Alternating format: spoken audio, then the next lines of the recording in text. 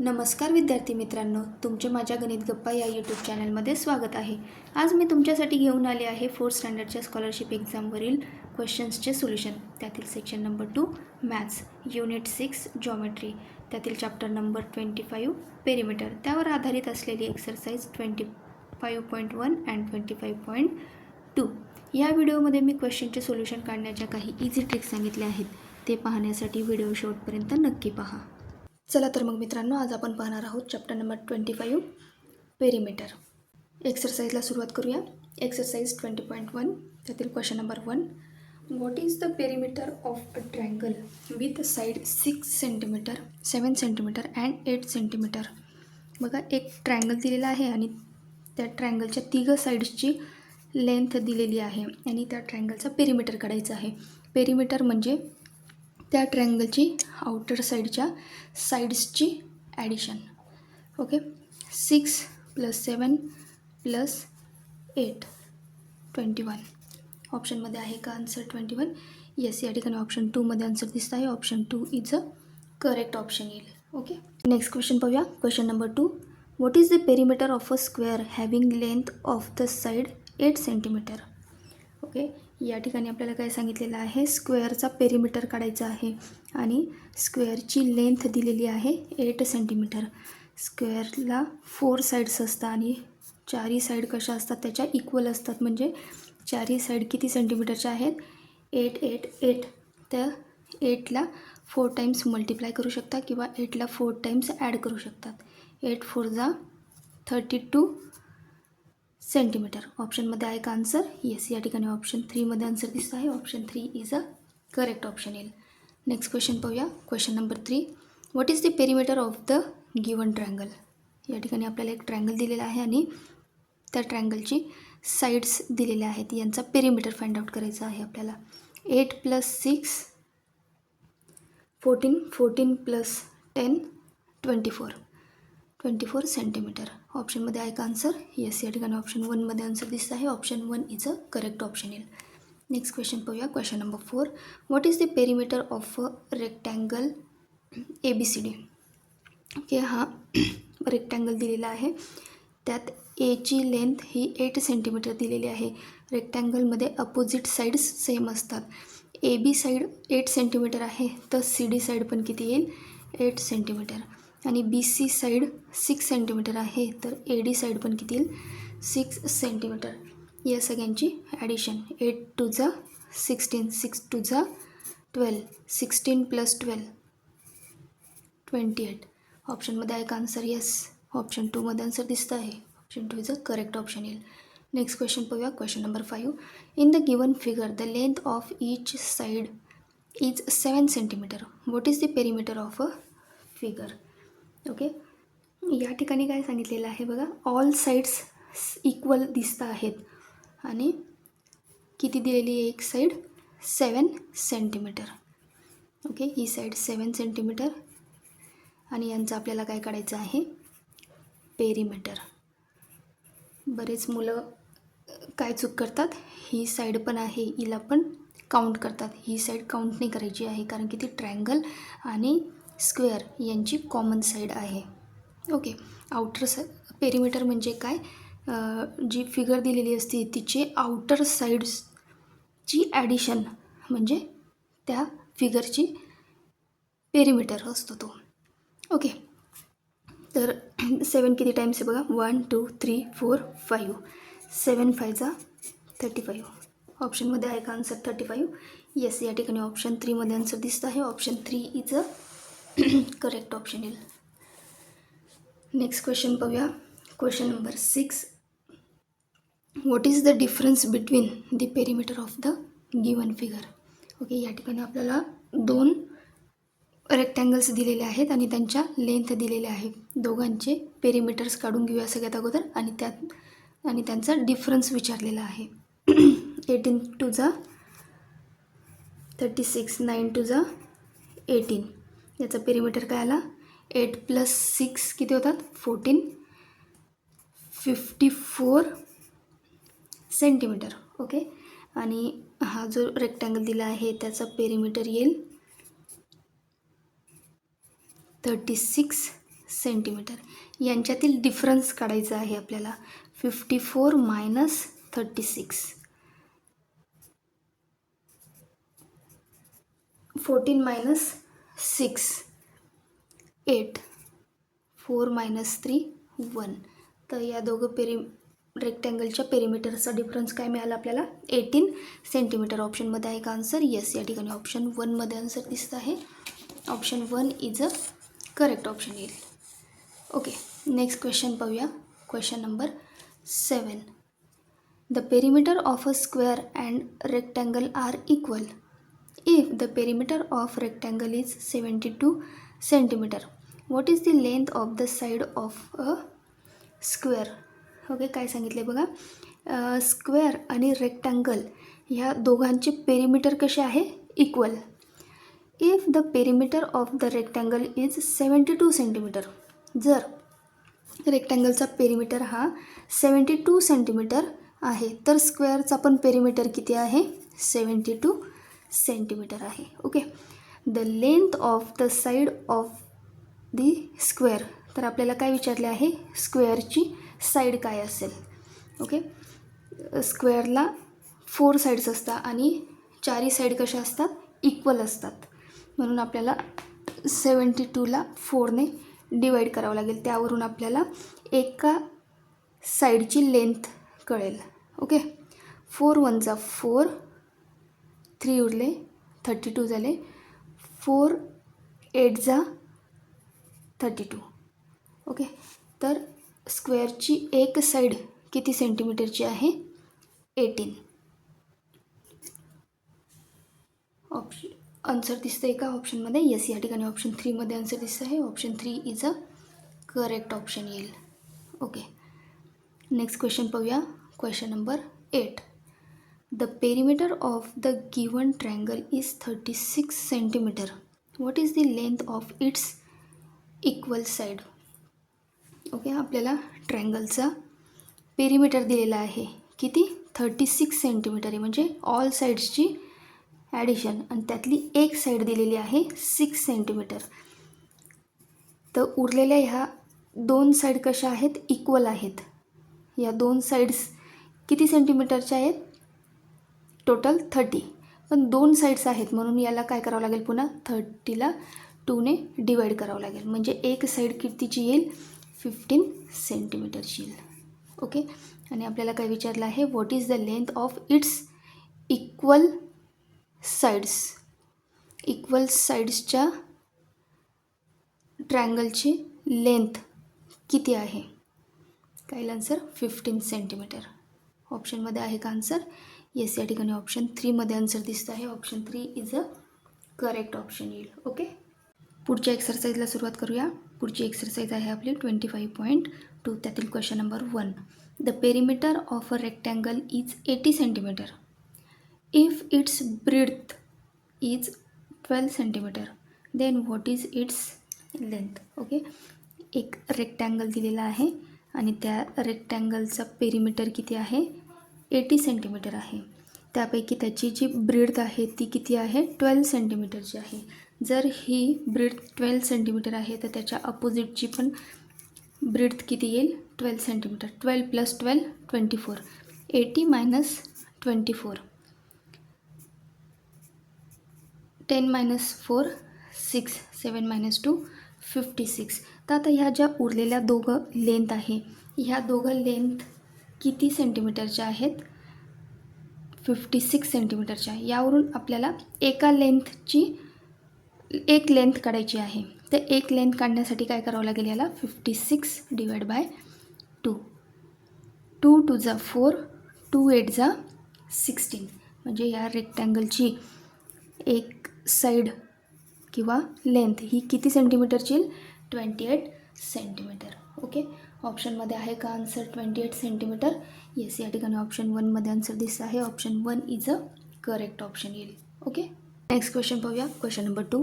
The perimeter of a garden is 40 metre. A triple fencing of wire is to be put around the garden. What would be the cost of wire at the rate of 70 rupees per metre.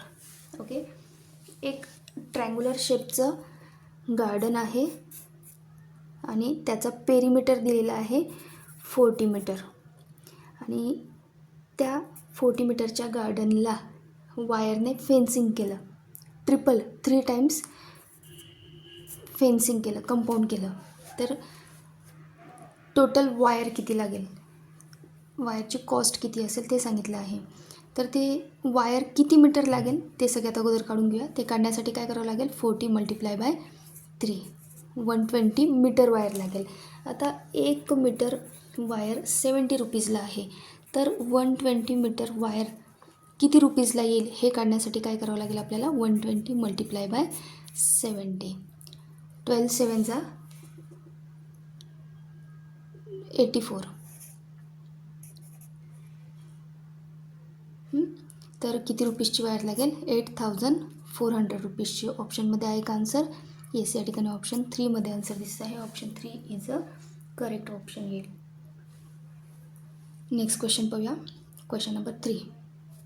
The length and breadth of a rectangle field are 60 metre and 30 metre respectively. What is the length of the wire required to fence it with 2 round of wire? Okay, एक rectangular shape आहे, rectangular शेपचं त्याची length ही 60 metre आहे आणि breath ही 30 metre आहे. तर त्या rectangular फील्डचं perimeter किती निघेल ते काढून घेऊया सगळ्यात अगोदर. 60 + 60 120, 120 + 60 180 मीटर. आणि हे जे रेक्टँग्युलर फील्ड आहे त्याला वायरने 2 टाइम्स फेन्स केलेलं आहे. म्हणून मग काय करावं लागेल, 120ला पुन्हा 2ने मल्टिप्लाय करावं लागेल. 18 × 2 = 36. तर 2 वेळेस राऊंड करण्यासाठी त्या रेक्टँग्युलर फील्डला किती मीटर वायर लागेल, 360 मीटर वायर लागेल. ऑप्शनमध्ये आहे का आन्सर, येस. या ठिकाणी ऑप्शन 4 मध्ये आन्सर दिसतं आहे. Option 4 is a correct option येईल. नेक्स्ट क्वेश्चन पाहूया. Question number 4. The length and breadth of a rectangular ground are 84 metre and 36 metre respectively. How much distance will be cover in 10 round around the ground. Rectangular ग्राउंडचं length आणि breadth दिलेली आहे, किती आहे, 84 आणि 36. तर 84 × 2 = 168 आणि 36 × 2 = 72. ओके, तर आपण सगळ्यात अगोदर त्या रेक्टँग्युलर शेपच्या ग्राउंडचा पेरिमीटर काढून घेऊया. 240 मीटर. आणि हे जे 240 मीटरचं ग्राउंड आहे त्याला किती राऊंड मारलेले आहेत, तर 10 राऊंड्स. 10 राऊंड मारल्यानंतर किती डिस्टन्स कवर होईल हे काढण्यासाठी काय करावं लागेल, 240 × 10. तर किती डिस्टन्स कवर होईल 10 राऊंड मारल्यावरती, 2400 मीटर. ऑप्शनमध्ये आहे का आन्सर, येस. या ठिकाणी ऑप्शन 1 मध्ये आन्सर दिसतं आहे. Option 1 is a correct option येईल. ओके, नेक्स्ट क्वेश्चन पाहूया. Question number 5. Anil walk 5 round of a square shape garden having length of the side 250 metre. What is the distance he travelled. Okay, एक square शेपचं garden आहे, त्याला अनिल हा 5 rounds walking करतो आहे आणि त्याची लेंथ दिलेली आहे, एक लेंथ दिलेली आहे 250 मीटर. स्क्वेअरला किती साईड्स असतात, 4 साईड्स असतात. या ठिकाणी एका साईडची लेंथ दिलेली आहे 250 मीटर. तर स्क्वेअरची 4 साईड्सची लेंथ किती येईल, 250 × 4, 25 4 = 100. तर त्या स्क्वेअर शेपच्या पेरिमीटर काय मिळालं 1000 मीटर. तो असे किती राऊंड मारतो आहे त्या गार्डनला 5 राऊंड्स मारतो आहे. म्हणजे तो किती डिस्टन्स वॉकिंग करेल तर 5000 मीटर. आता या ठिकाणी ऑप्शनमध्ये आन्सर किलोमीटरमध्ये दिलेलं आहे. तर आपल्याला हे जे 5000 मीटरमध्ये आन्सर आलेलं आहे याला आपल्याला किलोमीटरमध्ये कन्वर्ट करावं लागेल. किलोमीटरमध्ये कन्वर्ट करण्यासाठी काय करावं लागेल आपल्याला 5000ला 1000ने डिवाईड करावं लागेल. आन्सर काय येईल 5 किलोमीटर. ऑप्शनमध्ये आहे का आन्सर? येस, या ठिकाणी ऑप्शन 4मध्ये आन्सर दिसतं आहे. Option 4 is a correct option येईल. नेक्स्ट क्वेश्चन पाहूया. Question number 6.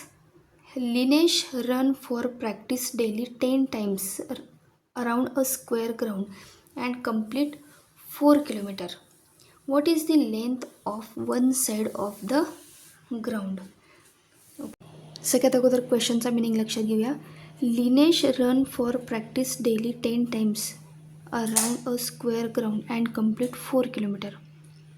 ओके, म्हणजे बघा एक स्क्वेअर शेपचं ग्राउंड आहे आणि त्या ग्राउंडला लिनेश हा रोज 10 टाइम्स 10 राऊंड मारतो आहे आणि किती डिस्टन्स कंप्लीट कवर करतो आहे तो 10 राऊंड मारून 4 kilometre. What is the length of one side of the ground. तर त्या ग्राउंडची एका साईडची लेंथ किती असेल हे काढायचं आहे आपल्याला. बघा एक स्क्वेअर शेपचं ग्राउंड आहे आणि 10 राऊंड्स मारल्यानंतरून किती डिस्टन्स कवर होतं आहे 4 किलोमीटर. ओके, सगळ्यात अगोदर आपलं आन्सर जे आहे ते मीटरमध्ये दिलेले आहेत ऑप्शन्समध्ये. तर ह्या 4 किलोमीटरला सगळ्यात अगोदर आपण मीटरमध्ये कन्वर्ट करून घ्या. 4 किलोमीटरचं मीटरमध्ये कन्वर्ट करण्यासाठी काय करावं लागेल आपल्याला 4ला 1000ने मल्टिप्लाय करावं लागेल. तर काय मिळालं आपल्याला 4 kilometre is equal to 4000 metre. Okay, तर 4000 मीटर हे 10 राऊंड्समध्ये कंप्लीट होतं आहे. तर एक राऊंड किती मीटरचा येईल हे काढण्यासाठी काय करावं लागेल आपल्याला 4000 डिवाइड बाय 10 म्हणजेच किती येईल 400 मीटरचा एक राऊंड येईल. एक राऊंड किती मीटरचा आला 400 मीटरचा. ओके, आता हा जो ग्राउंड आहे हा कसा आहे स्क्वेअर शेपचा ग्राउंड आहे. तर यावरून आपल्याला त्याची एक साईडची लेंथ फाइंड आउट करता येईल. ते काढण्यासाठी काय करावं लागेल स्क्वेअरला 4 साईड्स असतात म्हणून 400ला आपल्याला 4ने डिवाईड करावं लागेल. तर यावरून आपल्याला एका साईडची लेंथ मिळेल. किती मिळाली 400 डिवाइड बाय 400 मीटर. ओके, आपल्याला तोच क्वेश्चन विचारलेला आहे. What is the length of one side of the ground. तर त्या ग्राउंडची एक साईड किती मीटरची आहे मग 100 मीटरची. ऑप्शनमध्ये आहे का आन्सर? येस, या ठिकाणी ऑप्शन 1मध्ये आन्सर दिसत आहे. Option 1 is a correct option येईल. नेक्स्ट क्वेश्चन पाहूया. Question number 7. Deepika take 1 round of square garden of length 80 metre. Pooja take 1 round of rectangular garden of length 100 meter and breadth 70 meter. What is the difference in the distance they cover? Okay, Deepika एक square शेपचं garden आहे त्याला round मारते आहे आणि त्याची length किती दिलेली आहे 80 मीटर. म्हणजे स्क्वेअर शेपच्या गार्डनला तिला जर कंप्लीट एक राऊंड मारायचा असेल तर ती किती मीटर डिस्टन्स कवर करेल.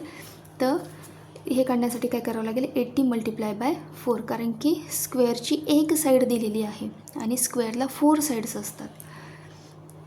तर एक कंप्लीट राऊंड करण्यासाठी तिला 320 मीटर डिस्टन्स कवर करेल. आणि रेक्टँग्युलर शेपचं गार्डन आहे.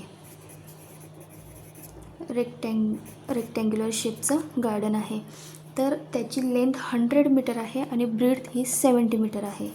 100 + 100 + 70 प्लस 70 किती होईल? 270. 270 प्लस 70 किती होतात? 340 मीटर. म्हणजे रेक्टँग्युलर शेपचं जे गार्डन आहे तर त्याला राऊंड मारण्यासाठी तिला किती डिस्टन्स राऊंड मारावा लागतो आहे? 340 मीटर. आणि स्क्वेअर शेपचं जे गार्डन आहे त्याला राऊंड मारण्यासाठी तिला 320 मीटर डिस्टन्स कवर होतं आहे. तर आपल्याला काय विचारलं आहे? What is the difference in the distance they cover. तर दोघा शेपच्या गार्डनमधल्या डिस्टन्सचा डिफरन्स विचारलेला आहे. तर रेक्टँग्युलर शेपचा गार्डनचा डिस्टन्स किती आहे? 340 आणि स्क्वेअर शेपच्या गार्डनचा डिस्टन्स किती आहे? 320. यांच्यातील डिफरन्स काढण्यासाठी आपल्याला काय करावं लागेल? सबस्ट्रॅक्शन. तर किती डिफरन्स मिळाला? 20 मीटर. ऑप्शनमध्ये आहे का आन्सर? येस. या ठिकाणी ऑप्शन 2मध्ये आन्सर दिसतं आहे. Option 2 is a correct option येईल.